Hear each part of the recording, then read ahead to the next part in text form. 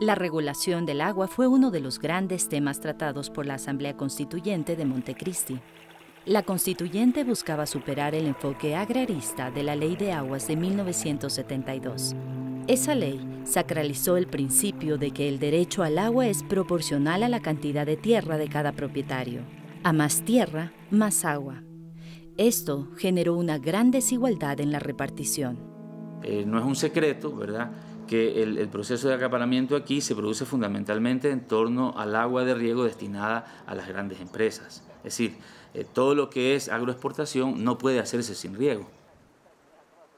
Tienes haciendas que se les ha adjudicado 100 litros por segundo, 50 litros por segundo. Y tienes al lado de esas haciendas y esas cosas comunidades que tienen adjudicados 3 litros o están peleando por 1 litro más. Un segundo problema es el tema de la contaminación. Los municipios botan el agua sin ningún tipo de tratamiento. En el país apenas el 4% de las aguas servidas son tratadas. El único caso que trata el agua es la ciudad de Cuenca. Las demás ciudades no tratan su agua. Entonces tú tienes que todos los ríos de la cuenca que va al Océano Pacífico son ríos prácticamente muertos.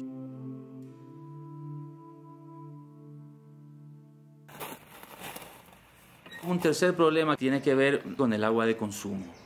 Estuve revisando las cifras de acceso al agua del censo del 2010 y en el área rural tenemos todavía un 66% de excluidos de agua de consumo. No estoy hablando de agua potable, de agua de consumo. Entonces aquí tiene el país un problema gravísimo que no se ha solucionado. El otro problema relacionado con el agua tiene que ver con la gobernabilidad del agua. Hasta hace muy poco tiempo habían alrededor de 38, 40 instituciones que tenían que ver con la gestión del agua. La existencia de gran cantidad de instituciones responsables del agua lo que provocaban era un gran despelote. Y entonces, a río revuelto, ganancia de pescadores. Es decir, esa dispersión en cuanto a la gobernabilidad del agua, lo que ocasionaba era que se consagrara justamente esta inequidad en el acceso y en el reparto. La Asamblea de Montecristi abordó el tema del agua desde una perspectiva diferente. Declaró que el acceso al agua es un derecho humano y ordenó al gobierno redistribuir las 77.000 concesiones de agua de riego en un plazo de 2 años. También dispuso que se dicte una nueva ley que sustituyera la de 1972. Ese servicio público que en la década del 80, por malos servidores públicos seccionales, se llevó al caos al servicio público de agua potable y alcantarillado de Guayaquil, en donde prácticamente no había, donde se politizó la empresa pública, donde se pusieron a parientes. El debate de la ley en la Asamblea Nacional tomó 9 meses, entre agosto de 2009 y mayo de 2010. Fue uno de los debates más controvertidos del periodo legislativo. Conforma una autoridad única del agua, que lo que quiere es que dependa exclusivamente del presidente de la República. El agua no se vende, el agua se defiende, tal como lo dicen nuestros compañeros. Esto ha sido un precepto de toda la comisión. Jamás permitiremos una venta del agua. Agricultores de banano, caña, flores, arroz, entre otros, pagan al año 92 centavos hasta máximo $3.68 por hectárea. Es una ley tremendamente conflictiva, básicamente porque topa profundos intereses económicos y políticos. En torno al agua se han ido construyendo grandes negocios. Se ha desarrollado en los últimos años una creciente industria embotelladora de agua que tiene un negocio floreciente y productivo. En el país hay un proceso de minería que no se puede desarrollar sin agua. En el país existen empresas multinacionales que aún tienen, aunque la Constitución dice que no deberían tenerlo, que aún tienen concesiones de agua. Entonces, en torno al agua, en primer lugar, hay grandes intereses económicos y por haber grandes intereses económicos, hay intereses políticos, sin duda. En el debate participaron activamente las organizaciones campesinas e indígenas, CONAIE, FENOCIN y ECUARRUNARI, los empresarios, el gobierno y las fuerzas políticas representadas en la Asamblea Nacional.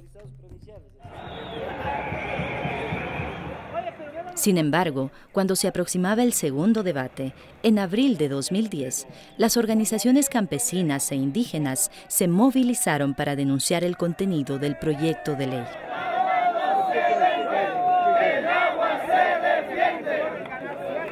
Y lamentablemente en esa oposición surgió la ceguera, ¿sí? El síndrome de la ceguera, de leer lo que no estaba escrito, sino de leer una subjetividad de que el proyecto de ley era atentatorio. Acuérdate de los gritos del agua no se vende. El planteamiento del agua no se vende como oposición a un proyecto de ley que refrendaba de que el agua no es una mercancía sino un derecho humano. No puede ser perfecta, pero sí, en su mayoría ha sido reconocido por el pueblo ecuatoriano, estadísticamente un gran porcentaje lo tenemos nosotros, que afirman que esta ley es buena y que todo el alboroto que se ha realizado es porque o no se quiere comprender lo que está aquí adentro o se tiene algún otro fin de ciertos dirigentes. El único interés que tenemos como organización social y como afectados en las comunidades campesinas, agrícolas, de pueblos y nacionalidades indígenas es que el agua sea en igualdad de condiciones para todos los ciudadanos ecuatorianos.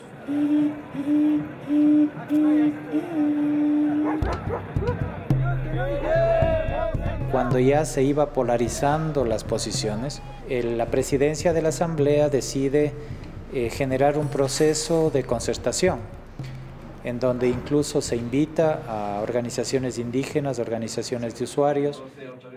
Nos pusimos a trabajar artículo por artículo en una ley, y obviamente lo hacíamos con el presidente de la comisión, con Jaime Abril, pero extrañamente, cuando habíamos logrado prácticamente un total consenso, el informe que presentaron desde la comisión daba muchos pasos atrás, y creo que eso provocó cierta inconformidad en el Pleno. Entonces, de pronto, una ley que podía salir aprobada, si no unánimemente con una cantidad de votos, entró en riesgo de no aprobarse con una conmoción, porque en definitiva tenemos que ser reales. El agua, para ser desprivatizada, necesita una ley. El acuerdo de la mesa de diálogo no fue acogido por la Comisión de Soberanía Alimentaria. Por esta razón, el asambleísta del Partido Socialista, Pedro de la Cruz, no firmó el informe de segundo debate. Si revisamos claramente entre la distancia entre el primer informe y el segundo informe, prácticamente se volaron un montón de artículos que estaban garantizando los derechos de la naturaleza, que estaban garantizando los derechos del sector comunitario de la gestión del agua y los derechos también de los sectores más desposeídos, de las personas que menos acceso habían tenido al agua. El proyecto de ley realmente se mejoró. ¿En qué? Se mejoró, por ejemplo, en el tema del respeto a la empresa privada con respecto a las concesiones, si me hablamos directamente a las concesiones ya otorgadas, que no se violente la norma expresa. O los compromisos adquiridos, porque eso da seguridad jurídica, y cuando vi que era un proyecto más coherente, menos sectario que el inicial, pues apoyé. La ley que sale, el documento que sale, realmente es bueno comparado con la ley de aguas que es vigente desde hace varias décadas. El problema es que no se lograron esos acuerdos, en algunos casos tal vez primaron los intereses particulares o grupales más que una visión como país. Las diferencias de los informes se ilustran en el orden de prioridad que tienen las actividades productivas para usar el agua. En el informe del primer debate, el turismo ecológico y cultural tienen el primer lugar, y la agroexportación, la industria, el petróleo y la minería vienen después. Otro tema polémico es la protección de las fuentes de agua y de las zonas de recarga hídrica. En el informe del primer debate se prohibía usar el agua para minería a 2.500 metros de los ecosistemas asociados a las zonas de recarga hídrica. El informe para segundo debate eliminó esta limitación. Tiene que haber una regularización, digamos, explícita, una regularización que no afectemos la vida. De otro modo queda la ley ambigua porque si no las mineras podrán destruir las fuentes de agua. Ese fue el punto fundamental que me hizo que mi conciencia no votara por ese informe, que realmente tiene que haber una protección de las fuentes de agua.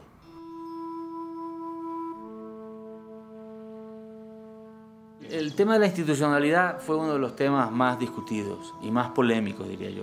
Por un lado, la posición que mantenía el Ejecutivo, que planteaba que esto tenía que estar únicamente en manos del Ejecutivo, que este era un rol exclusivo del Ejecutivo. Que entonces que la Secretaría Nacional del Agua o la institucionalidad del agua, en últimas era la Senagua y punto. Y por otro lado estaba otra posición extrema, me parece a mí, de parte de algunas organizaciones sociales que planteaban que la institucionalidad del agua debía ser este Consejo Plurinacional. El presidente de la República no estaba de acuerdo en que ellos formen parte de un consejo que llamaban Consejo Intercultural del Agua. Estaba de acuerdo en que sea un consejo consultivo y que la autoridad única del agua sea la Senagua. O sea, no puede haber una institucionalidad que quiera resolver el problema del agua en el Ecuador centrada en el gobierno de turno. Tiene que ser, por eso hablamos de un consejo plurinacional. Entonces hay que preguntar, ¿qué dice la comunidad respecto a la institucionalidad? ¿Está de acuerdo una institucionalidad vertical centrada en una persona que toma decisiones por todos los 14 millones de ecuatorianos? El otro aspecto fundamental que debe consultarse es la gestión comunitaria del agua. Porque ahora prácticamente el gobierno, a través de su institucionalidad, está ya terminando de entregar los sistemas comunitarios al sector público. Ese no es el punto. La Constitución establece claramente, hay dos formas de gestionar el agua, la pública y comunitaria.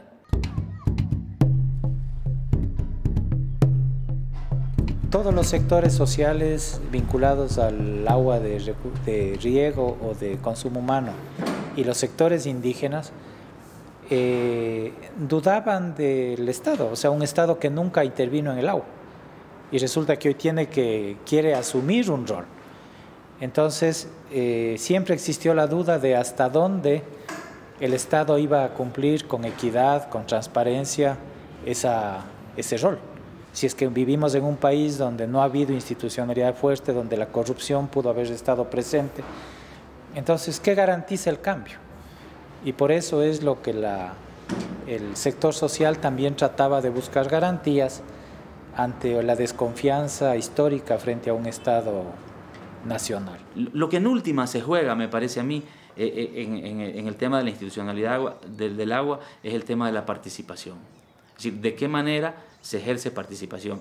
¿Esa participación es únicamente consultiva o es una participación que si viene de abajo es vinculante, por ejemplo? ¿Sí? Es decir, ¿de qué manera se puede establecer consensos entre la ciudadanía y el Estado para establecer una política coherente en torno al agua?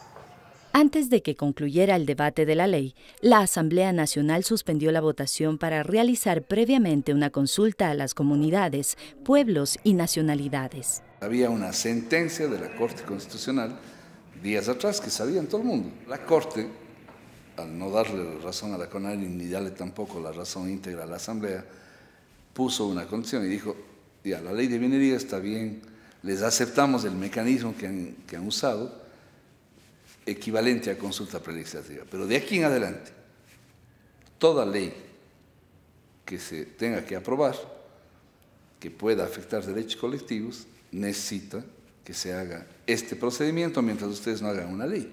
Entonces, lo que yo hice el día que íbamos a votar la ley del agua y en vista que no había ningún acuerdo, yo no iba a ser, en este caso, responsable de un desacato a la Corte Constitucional, hice una moción previa, les hice conocer la sentencia a los que no conocían y desde ese día está suspendida la aprobación de la ley del agua hasta que hagamos la consulta prelegislativa, que también creo que el tiempo así sea bastante el que ha pasado, no ha sido en vano. Una vez aprobado el procedimiento de la consulta prelegislativa en una ley, la Asamblea Nacional deberá convocar a este proceso inédito en la legislación ecuatoriana. Las comunidades, pueblos y nacionalidades deberán manifestar su acuerdo o desacuerdo con los nudos críticos de la ley que tengan relación con sus derechos colectivos. Después de lo cual, el proyecto pasará finalmente a la votación del Pleno de la Asamblea Nacional.